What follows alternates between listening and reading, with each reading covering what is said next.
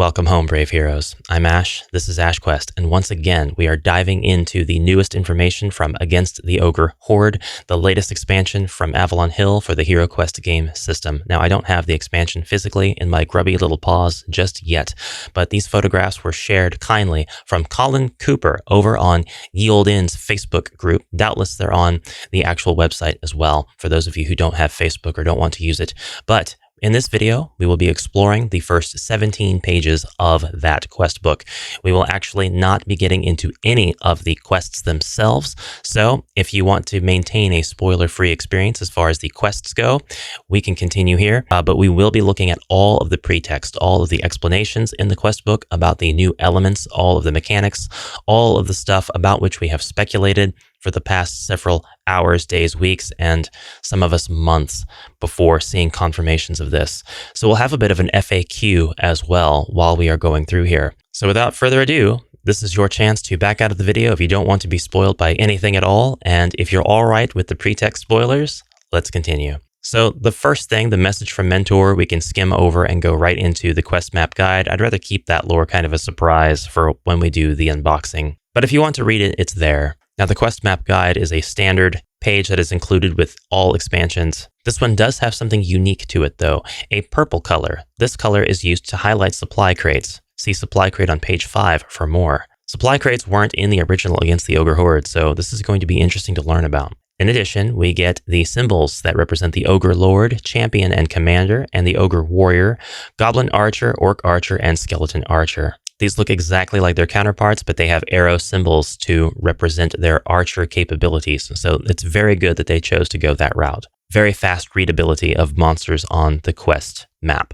Next, we have the insight into the Dyrgrusht people, and that's something that I'll save for the unboxing as well, but it does provide you with a lot of lore on the Ogre peoples. And we get the contents of the adventure. The adventure continues with 2 different sculpts of 2 each Ogre Warriors, an Ogre Lord, an Ogre Commander, and an Ogre Champion, giving us a total of 7 miniatures, just like we had in the base game. We get 2 different sculpts of 2 Orc Archers, 2 different sculpts of 2 Goblin Archers, 3 Skeleton Archers, a Wolf Mini, 2 sculpts of the Druid Hero, 4 stone doorways, 2 double doors, and the throne, which is ogre-sized. We get 29 game cards, we get the World's End Tournament, and we get cardboard tile sheets. Under Dungeon Features, we get to learn about the stone doorways, which were present in the original Against the Ogre Horde, and they worked the same way. Verbatim, this symbol represents a stone doorway. Stone doorways are large slabs of rock that must be pushed out of the way using brute force before a hero can pass. To open one of these doors, a hero rolls their base attack dice. If the roll result includes 2 skulls, the heavy stone door swings open. Once a stone doorway has been opened, it remains opened for the remainder of the quest. Since the wizard rolls 1 attack die, therefore cannot open a stone doorway. Now, the wizard does roll a base of 1 attack die and therefore cannot get 2 skulls in a single roll. So therefore cannot open a stone doorway. That is here explicitly stated. That means that we have a variety of heroes that would not be able to open a stone doorway. The text here is depending on you to only have the base game system and this expansion. No expansion assumes that you have any of the other expansions. The expansions simply don't work that way. So at this point, the only hero that you should have would be a wizard that would roll less than the required amount of attack dice to be able to open the stone doorway. However, there are going to be parties of heroes that are configured such that none of them have more than 1 attack dice. So there may be some quests here that are impossible to play unless we can get through this rule using some homebrew or asking Avalon Hill for clarification. Because as it is explained here, as it is worded, it doesn't matter if your hero gets weaponry that would upgrade their total attack dice. This is saying you have to roll your base attack dice. So in this case, the wizard and other heroes who have just 1 attack die as their base attack would simply never be able to open these doors, no matter what, depending on another hero who had more than 1 base attack die. Enough about that. We get the swinging blade trap. We get the Pit of Darkness, along with some pretty cool artwork. This tile represents a Pit of Darkness trap. This trap works in the same way as a normal pit trap with the following exceptions. If a Pit of Darkness is discovered by a hero's search action, place the tile on the board.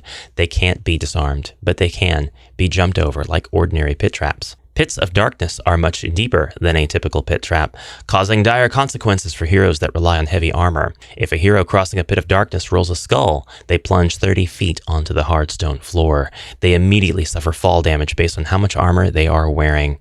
Heroes wearing no armor or only non-metal armor, take 1 body point of damage. Heroes wearing metal armor take 2 points of damage, unless they're wearing plate mail, in which case they take 3 body points of damage. A hero may climb out of a Pit of Darkness on their next turn if there's a free square on any one side of the pit. Next, we get an explanation on supply crates. This symbol, which looks like a treasure chest, represents a gift from Grisbella, smuggled into the fortress to aid heroes on their quest. The first hero to search for treasure in a room containing one of these chests will find 4 potions of healing. Each potion of healing restores 1 red die roll of body points, not exceeding the hero's total number of body points. Hooray to Grisbella. Mad respect. Those are good supply drops. Playing the quests. The quests in Against the Ogre Horde are generally played the same way as the quests in the HeroQuest game system.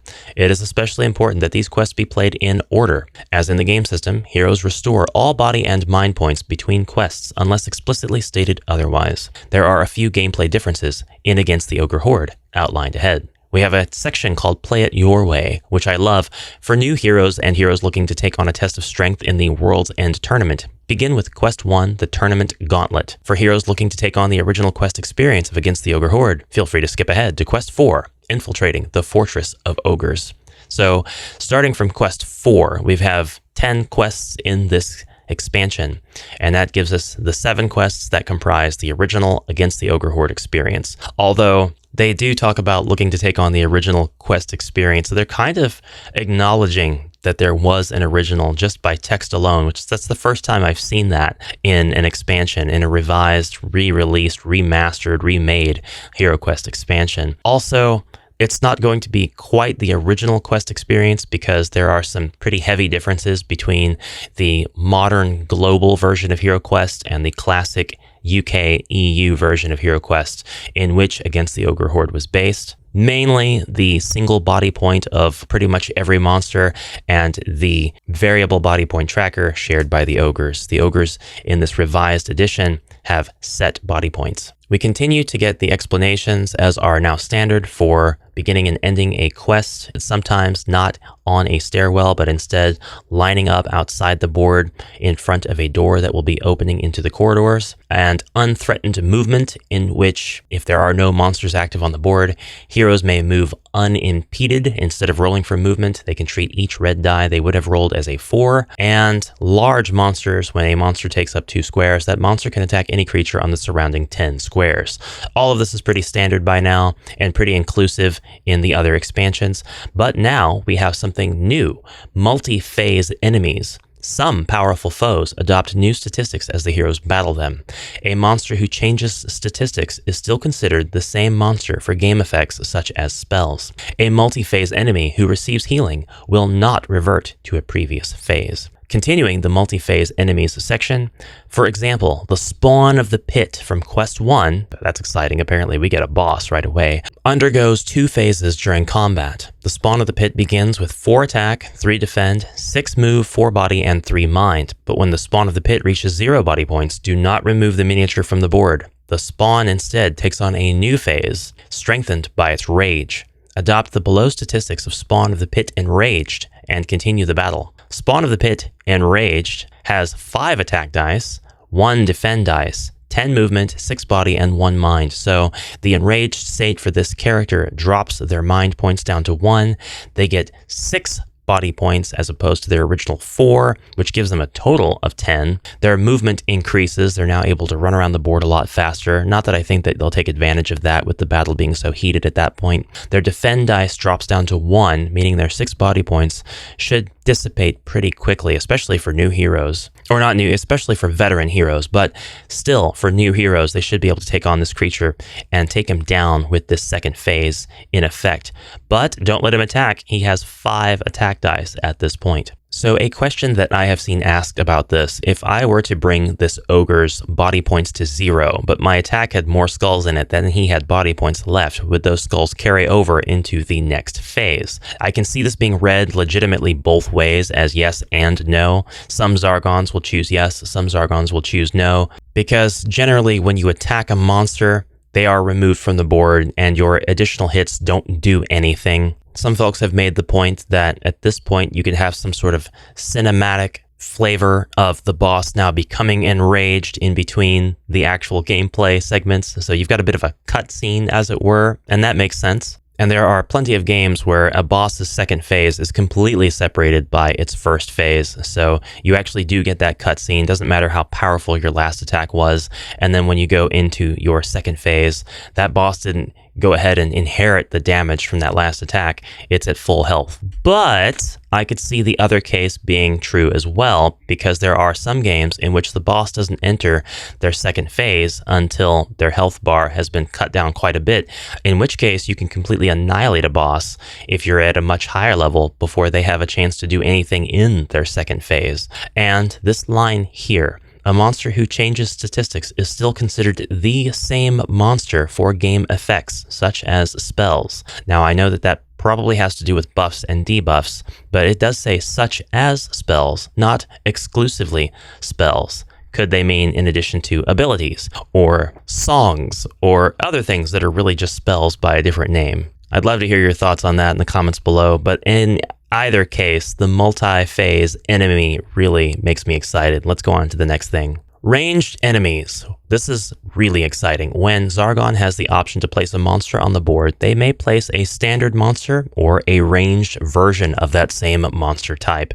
In this quest pack, that means skeletons, orcs, and goblins. A ranged monster rolls attack dice equal to their standard attack score against any non-adjacent target in their line of sight. If their target is adjacent, they roll 1 attack die. Skeleton, who now has an arrow below his icon, is easily recognizable as a ranged version of a monster, but this means that no two quests that you play may be the same. Zargon may choose to put all standard monsters down for a quest. Zargon may choose to put all ranged monsters down for a quest. And now Zargon simply has the option to put different kinds of monsters down, which really feels like an awesome reward to give Zargon for this expansion. And it gives the standard Zargons a lot of options now when they have these ranged monsters and they're playing a different expansion. Did your heroes burn through the frozen horror like it was a midsummer's day frolicking through a field of flowers?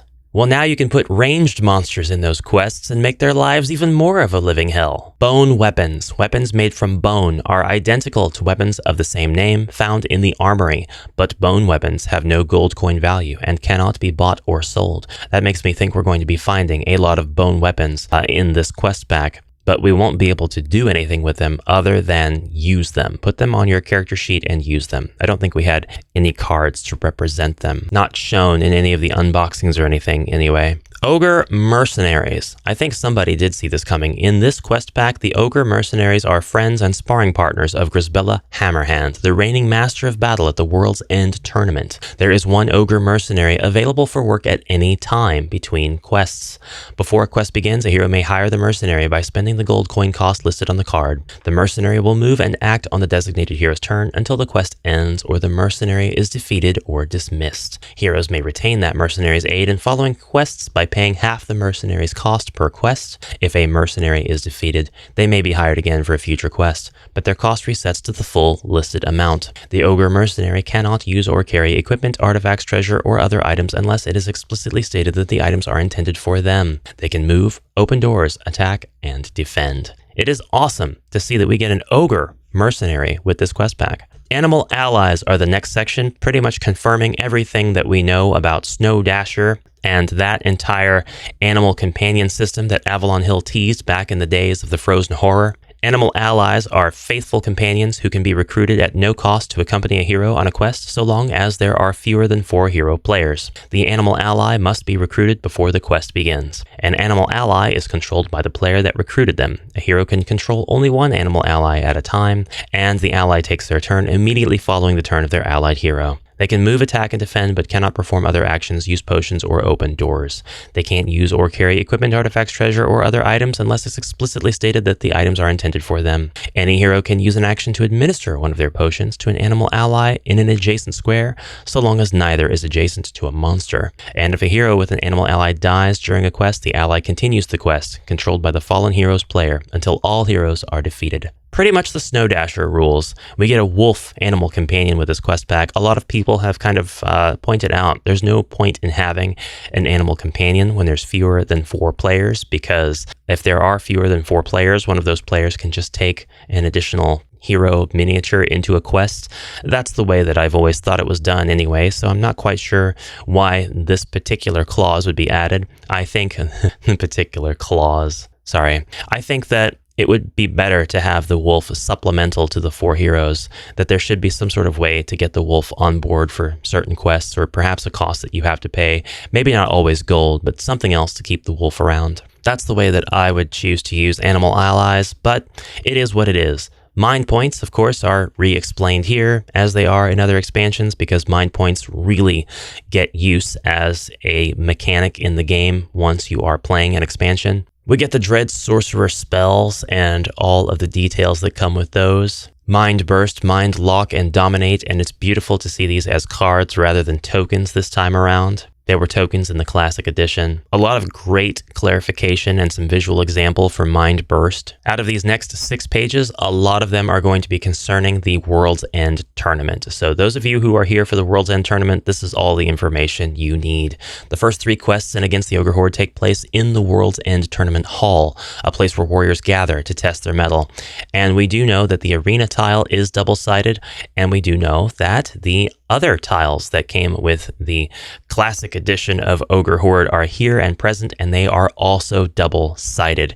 We actually get to use more than one of the tiles because they placed the tiles on different materials. And on the opposite side of the 4x4 tiles, we have rooms in which the challenger team and defender teams are placed before they spill out into the actual arena itself. We also know for sure that the double wide doors that come with this expansion are openable. The actual plastic piece is not just one piece, it's a door that slides upwards and out of the frame entirely to indicate that it's open. Very advanced HeroQuest, if I may say so myself, although that's really kind of more of a joke. I don't want people to go running around saying, whoa, advanced HeroQuest, when? Because that's been going on since the beginning of all this, and honestly, the answer is the same. At the start of a battle, the doors to the tournament hall raise to reveal both teams. Rounds track the activation cycle of teams. At the start of each round, the defender team goes first. Zargon chooses one member of the defender team to activate, and then takes that monster's turn using their movement and action. Play then passes to the challenger team, who activate any one hero and take that hero's turn. Continue alternating turns between the defender and challenger teams. Each turn, the respective team activates one team member that has not yet been activated. If teams can no longer alternate turns because one team has run out of members to activate, the team with inactive members remaining takes consecutive turns, activating new team members until all remaining members have been activated. In a nutshell, this means that if your team of heroes is 4 and the monster coming out of the gate is 1, they'll take their turn, then all 4 of your heroes will take their turns, one after the other, because the defending team would have no more monsters to activate. After all members of both teams have been activated, the round ends. All defenders and challengers deactivate, but remain in the same square they were when the round ended. A new round begins with the defender team going first again. And rounds of activation continue until one team is defeated. The battle ends and the team left standing wins. Now, solo combatants. There's a bit of detail on that. Any tournament combatant who is the sole member of their respective team is emboldened by the cheers of the tournament spectators and gains a surge of energy. In addition to their own turn, they may take a basic maneuver after each opponent's turn. A basic maneuver consists of either moving up to their movement speed or rolling 2 attack dice against an adjacent creature. If they can usually attack diagonally, they may do so in the basic maneuver as well. A solo combatant may not take a basic maneuver if they are incapacitated or would not be able to take their action. For example, under the Tempest spell. This rule applies to combatants whose teammates have all been defeated. A combatant who becomes a solo combatant maintains its activation token. Treasure in the tournament. If a hero uses an action to search for treasure while adjacent or diagonal to a treasure chest, roll 2 red dice to determine the result. Then remove the treasure chest from the board. Explosive gas. So on a 2, the hero would lose 3 body points, followed by poison gas and arrow trap. On a 7, the hero finds 1 bone battle axe, and on an 8 through 12, the hero finds 100, 200, or 300 gold coins. Death in the tournament. If a hero dies at a tournament quest, they are out of the game for the remainder of the quest. Items in their possession prior to death remain on the square where they died. They can be picked up by any hero who moves adjacent to the square. No action required. Incomplete tournament quests. If a tournament quest can't be completed or ends with disastrous results, such as death for all heroes, Zargon should modify the quest before it is replayed. You can do this by creating a new battle using the World's End tournament on page 12. And trophy tiles. If a challenger or defender ends their turn on a trophy tile, which really just looks like a dead warrior, they may collect that tile, no action required. That tile is added to a shared team pool and may be used by any member of that team. Tiles may not be stolen. They remain throughout the rounds of a battle, but any uncollected tiles disappear at the end of the battle. Once used or activated, the tile is discarded. We have Burst of Speed. At any time, a combatant may discard any trophy tile to add 2 squares to their movement. We have Combat Tiles. A combatant may use a combat trophy tile to add to their combat roll. Use it after rolling combat dice. So that's what these tiles were for. For example, a combatant could discard a white shield tile to add 1 shield to their defend roll, or a white skull tile to add 1 skull to their attack roll. Healing potion tiles. This is pretty self-explanatory. You can discard a healing potion trophy tile to restore lost body points equal to the number on the tile. If a combatant's body points are reduced to 0, they may discard a healing potion tile before they die to immediately restore body points, as is now standard. Riposte tiles. A combatant who suffers damage from another combatant adjacent or immediately diagonal to them may discard a riposte trophy tile to immediately attack back. This trophy tile may be used even if the defending combatant is defeated by the triggering attack.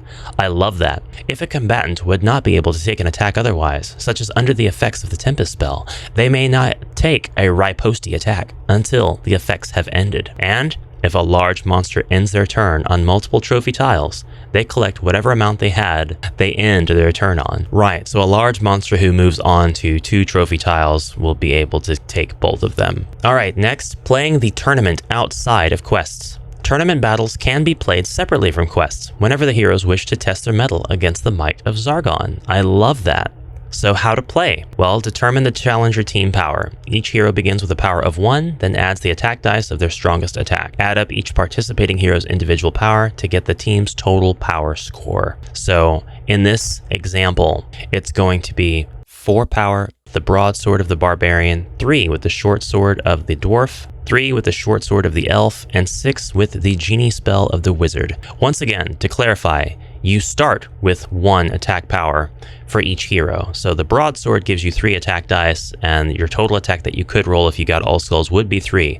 But you add that to the 1 base power for that hero by default. And again, with the dwarf and elf, their total power is 3 for the purposes of calculating their team power. The short sword cannot roll 3 attack dice. The short sword only rolls 2 attack dice, but the hero themselves have 1 power. So that's a total of 3 for each hero. So their total team power in this example is 16. Assemble the defender team.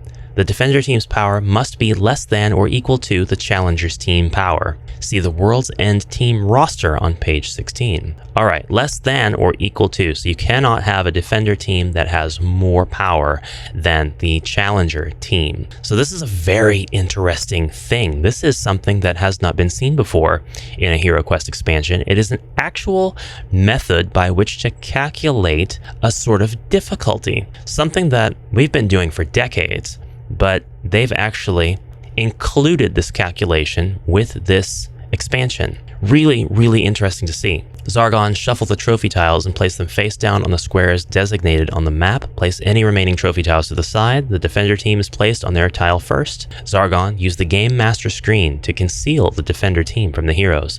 Once the defender team has been placed, the challenger team is placed. After both teams have placed their tile and team members, remove the Game Master screen from the board and reveal the defender team. The defender team opens the door and begins the first round. play proceeds as in playing a tournament battle. So it's pretty simple stuff. And yes, as you gain your new weaponry or have your new spells or whatever comes with your different heroes other than the lineup here, or you get weapons that increase the total amount of your attack, you would be adding that into your total team power for your heroes. Obviously, extra armor isn't going to do anything to this team's power. They could all be wearing plate mail except for the wizard, of course, and their team power would still be 16. But the moment that the barbarian gets a battle axe or the dwarf gets a battle axe, this is raising to 17 or 18. Also worth noting, since this is based on their single strongest attack, the wizard's probably always going to be at a 6 because their genie spell is always going to be 5 combat dice, and nothing that the wizard does will ever really increase this. So actually, the wizard would be able to get any weapons they wanted and that a wizard could equip, and their attack score would not go up. The team power would remain where it's at. Interesting stuff. All right, this is the last 2 pages that I have to go over with you. We have monster versus monster variant. Instead of playing with heroes, both challenger and defender teams can battle with monsters. I love it. They're just giving us more and more ways to play.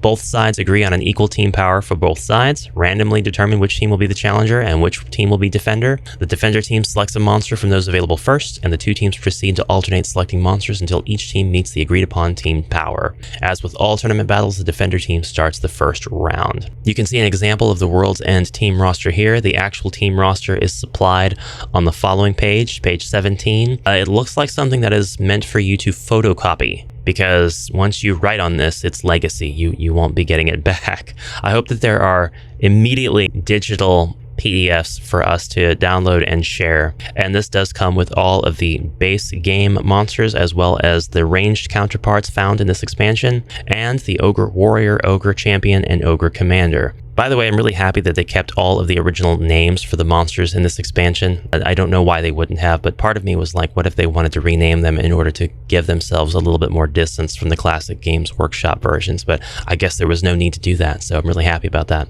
The last part of all of this revealed rulebook stuff before the quests actually begin is the optional rule of player safeguards. The halls of the Ogre Horde are filled with peril, uncertainty, and of course punishing traps.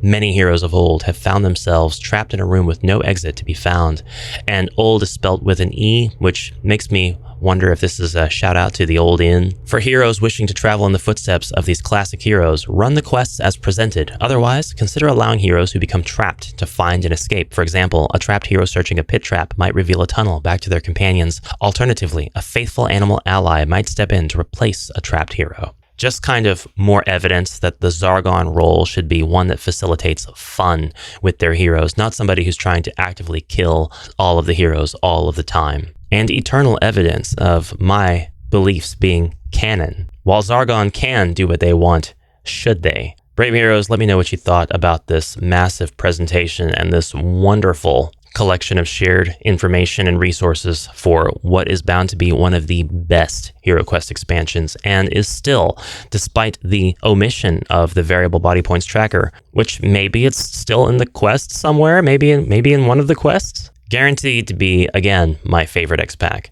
And who knows, maybe this is going to overtake the classic as my official favorite singular HeroQuest expansion. At any rate, I'll see you in the next video. Thank you so much for watching. And if you liked this, don't thank me. Thank my awesome patrons who are about to pop up on the screen right now. You can always visit my links in the description below if you would like to become a patron yourself. Bye for now, Brave Heroes.